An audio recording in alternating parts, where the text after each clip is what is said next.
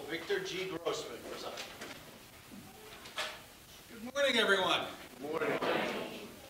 Oh, we got a busy morning this morning. It's going to begin by having the colors advanced. Please remain standing.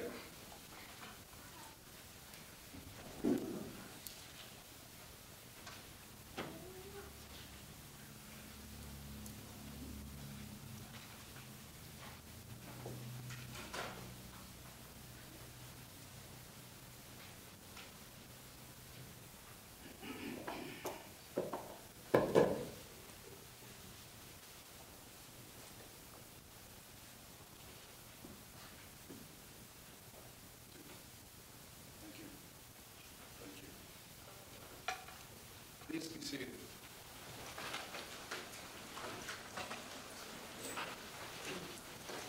Before we begin, I'd like to just identify some people who are here to join in this event.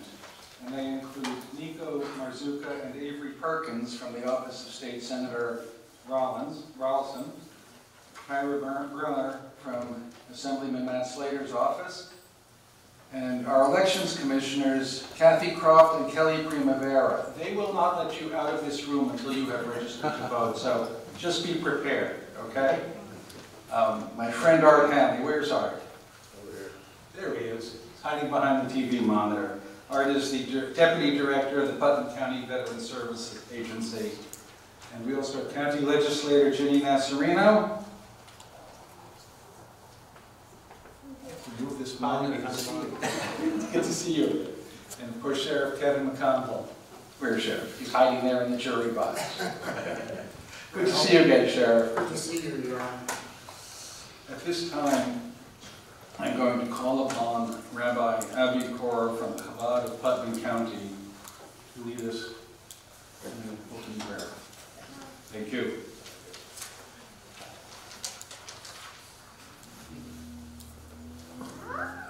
Good morning. I hope everyone is well. I'm very honored and blessed to be here today. Blessed are you, Lord our God, ruler of the universe. As we gather here today to witness and celebrate the sacred act of naturalization, we acknowledge your divine presence that guides us and blesses us on this journey of life. In the spirit of unity and gratitude, we will reflect upon the words inscribed on the great seal of this nation. In God we trust. As our fellow citizens embark on this new chapter, may they carry this trust in you, the source of wisdom and compassion in their hearts and minds.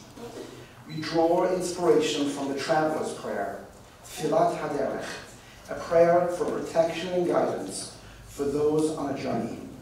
As these new citizens navigate the path of their American experience, may your light illuminate their way, and may your watchful eye keep them safe. Yevarechecha Adonai v'yishmerecha. May the Lord bless you and guard you. Ya'er Adonai panav elecha v'chamecha. May the Lord make his face shine upon you and be gracious unto you. Yisa Adonai panav elecha v'yasem lecha shalom. May the Lord lift up his countenance upon you and give you peace. I would like to conclude by offering you the traditional Jewish prayer for a new home. Let no sadness come through this gate. Let no trouble come to this dwelling. Let no fear come through this door. Let no conflict be in this place. Let this home be filled with the blessing of joy and peace.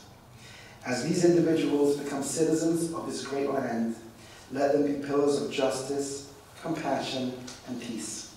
May they contribute to the tapestry of diversity that enriches our nation, and may their stories become intertwined with the enduring narrative of freedom and opportunity. Blessed are you, Lord our God, for the gift of community, the blessing of freedom, and the opportunity for renewal. Amen. Amen.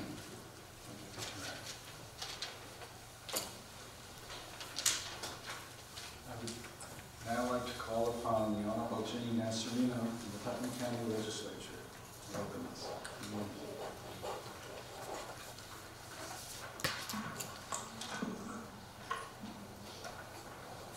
morning. Welcome, everyone.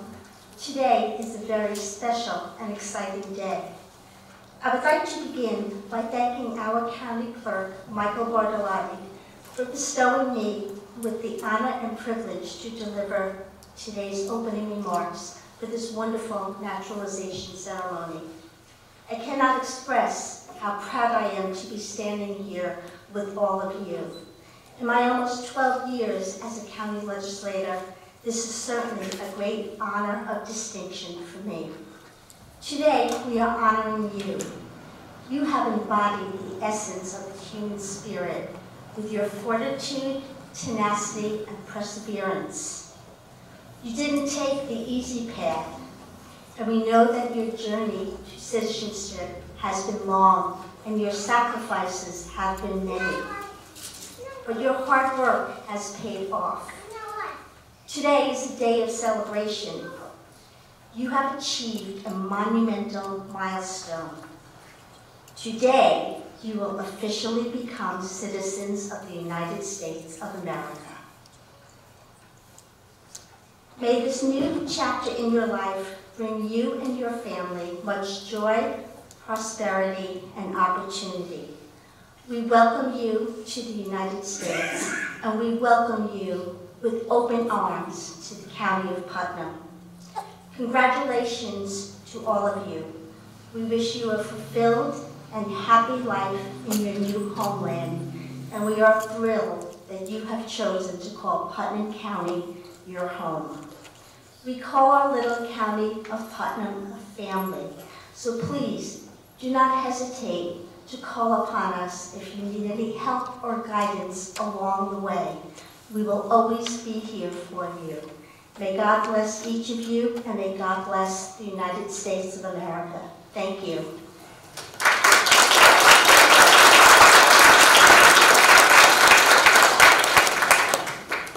I am now going to call upon the Honorable Michael C. Bartolotti, our Putnam County Clerk, to administer the oath. I'm going to ask all applicants to please stand.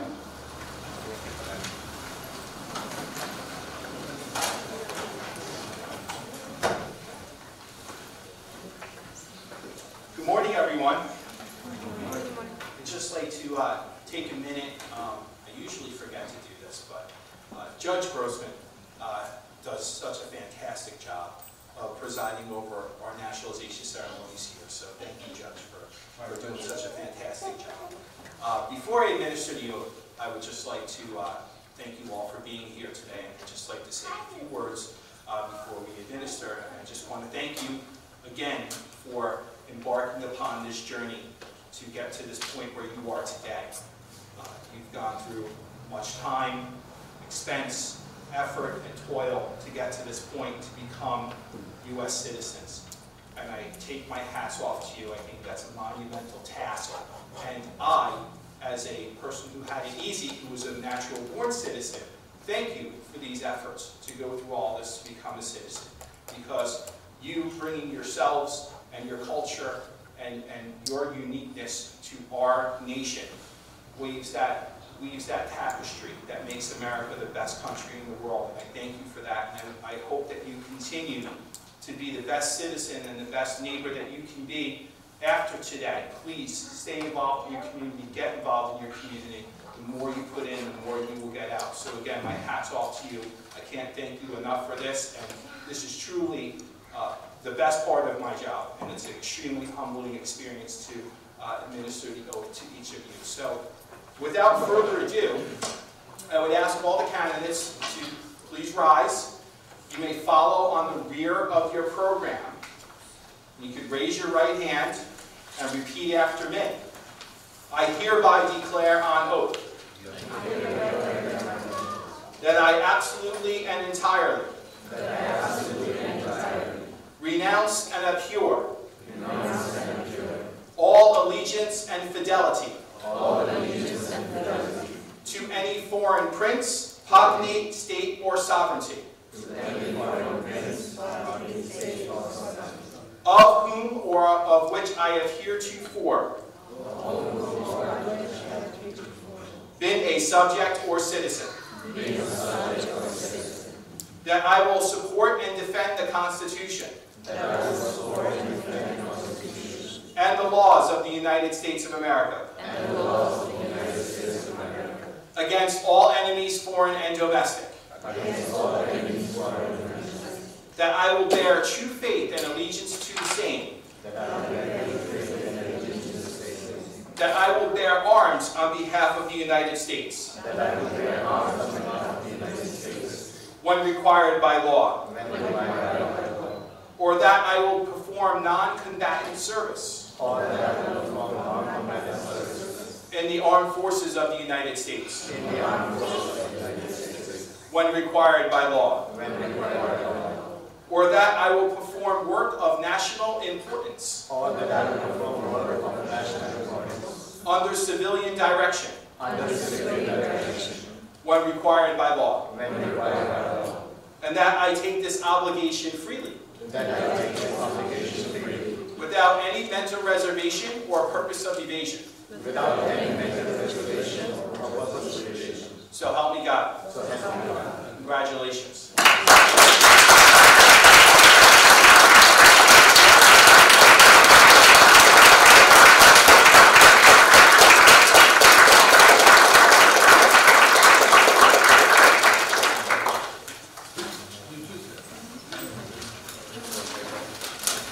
I would now like to call on Art Hanley, the Deputy Director of Putnam County Veteran Service Agency, to lead us in the Pledge of Allegiance. Everybody would please rise, face the flag of our nation, and stand along with me and pledge allegiance. I pledge allegiance to the flag of the United States of America and to the republic for which it stands, one nation, under God, indivisible, with liberty and justice for all. Thank you all and congratulations. Thank you. And I would also, at this time, like to extend a special thanks to my friend Art Hanley, who served this nation in the military more years ago than he or I want to remember, and probably couldn't remember. But in the years since, he has been extremely active on behalf of all the veterans who have served in the military. And word has gotten back to me that he is planning to retire in June. I do not know if I have the power of a court order to prohibit him from retiring, or what he will tell me to do with that order. But I just wanted to say, Art, thank you very much, and we all owe you a great debt of gratitude for your work and your service to our nation.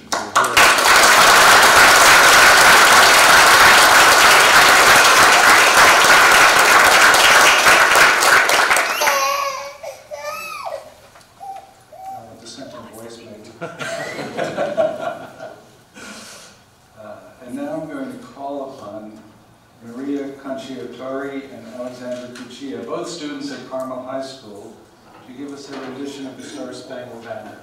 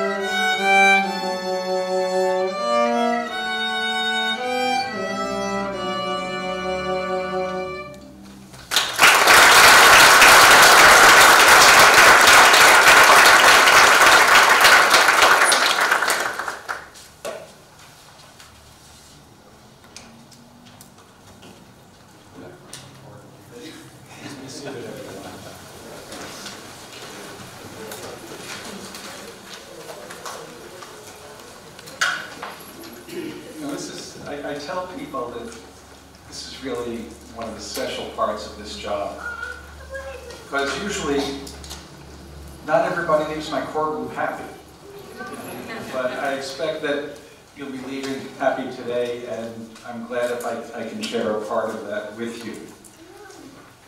You know, in the beginning of today's ceremony, we heard a prayer from Rabbi Korer. We heard legislator Nasarino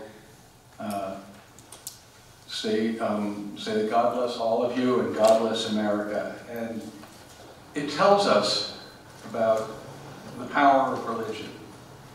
Maybe some people will probably say I shouldn't go into it, but I'm going to anyway because I'm the judge and I get to do that.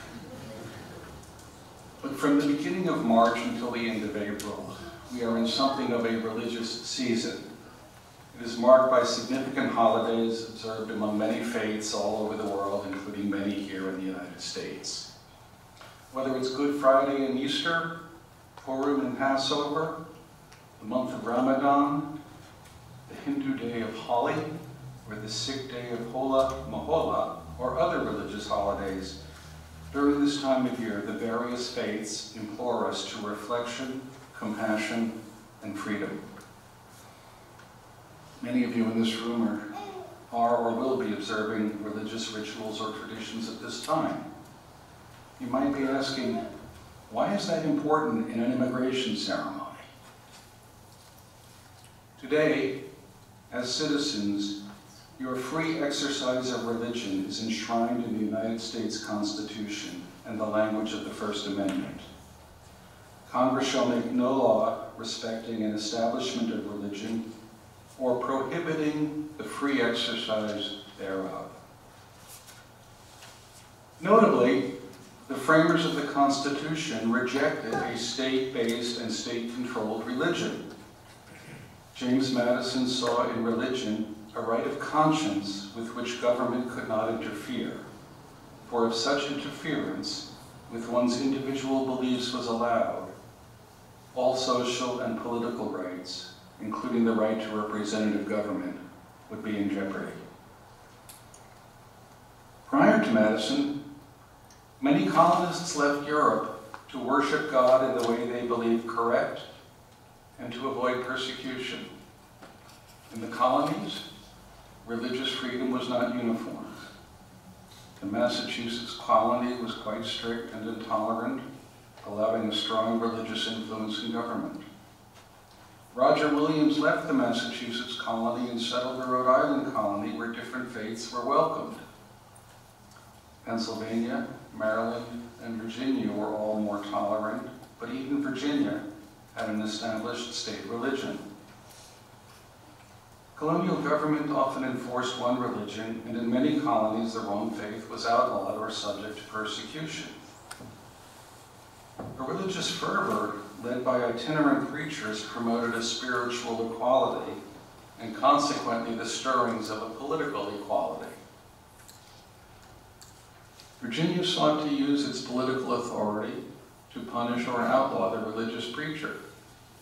Madison understood from this prior history the pernicious nature of religion-controlled government, especially when it is used to compel a belief in one faith, as if no other faith existed or was permitted.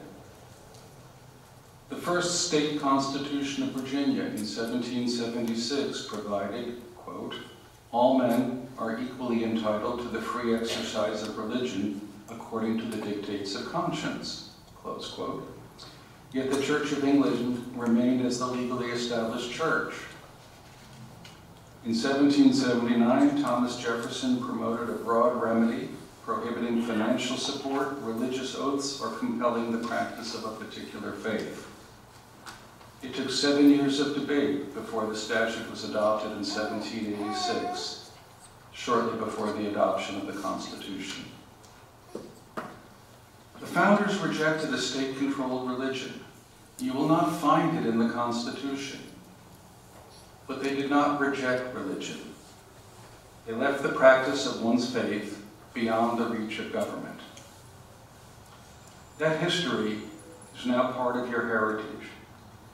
It is important because we are now living in a time when some people are challenging the foundational precept of government neutrality in religion, and instead are promoting a theologically based function of government premised on a foundation of so-called Christian nationalism, in which the Christian faith has a primary and superior role over all faiths in government, politics, and law.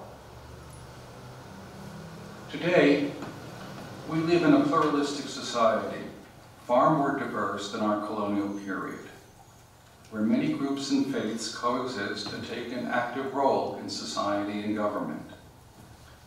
These groups are identified by shared beliefs or cultures where they can maintain their unique values, customs, and faiths, and still work with other groups to better our nation. We have survived for 250 years without the primacy of any one faith, without the ability of any one faith to dictate policy, and without a particular faith telling us what to think or feel. Such attempts have occurred in the past and have been rejected in the past, such as when it was claimed by many Southerners that slavery was sanctioned by God.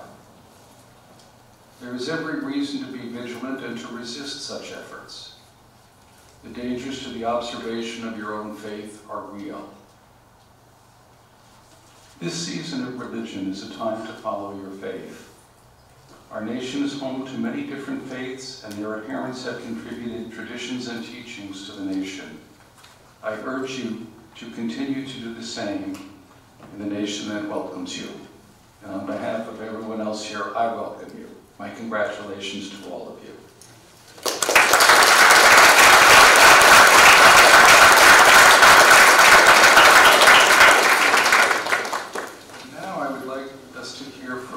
Shields, who is the Community and Government Affairs Liaison for Live On New York, and is the double organ recipient. Good morning. I have to tell you first off that it is an honor for me to be here with you on such a special day. 15 years ago, I had a life-saving heart transplant. There was no warning that I would need a transplant. I had been perfectly healthy, but somewhere along the way, I caught a virus that attacked my heart. My heart started failing and slowly I deteriorated. Even to speak took a lot of effort for me. In all, I spent about 9 months in the hospital. I remember when they told me that I would need a transplant.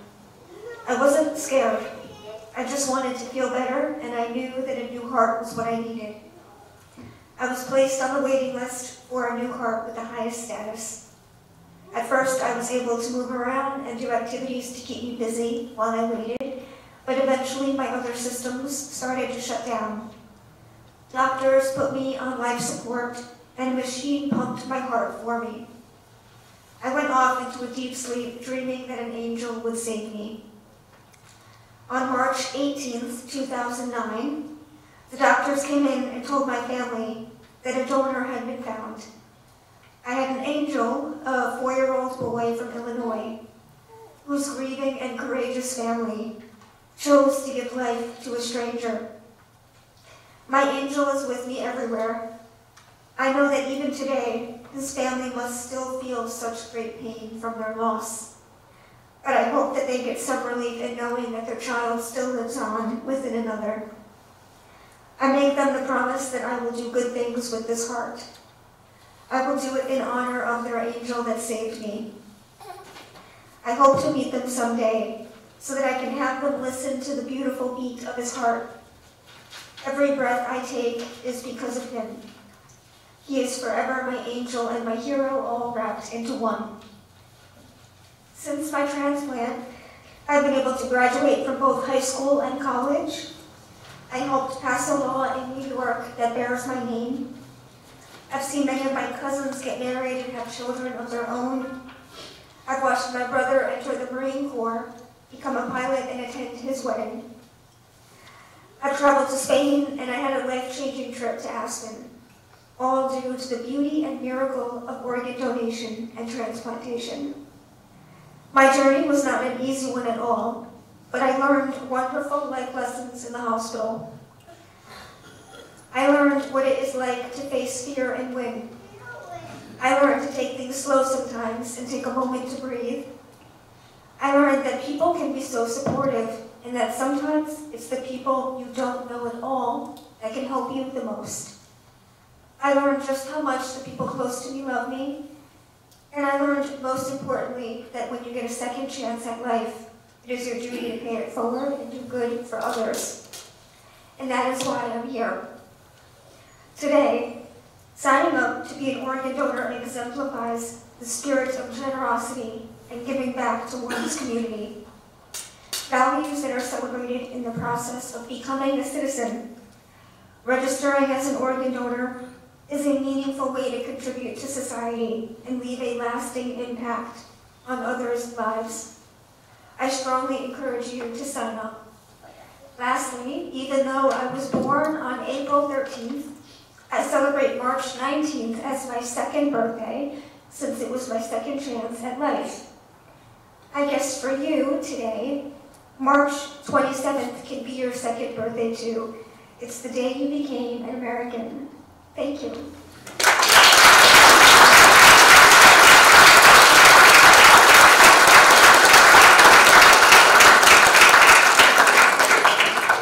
Thank you, Lauren. I would like to now call upon Maria Conciertori and Alexandra Cuccia for an encore performance of God Bless America.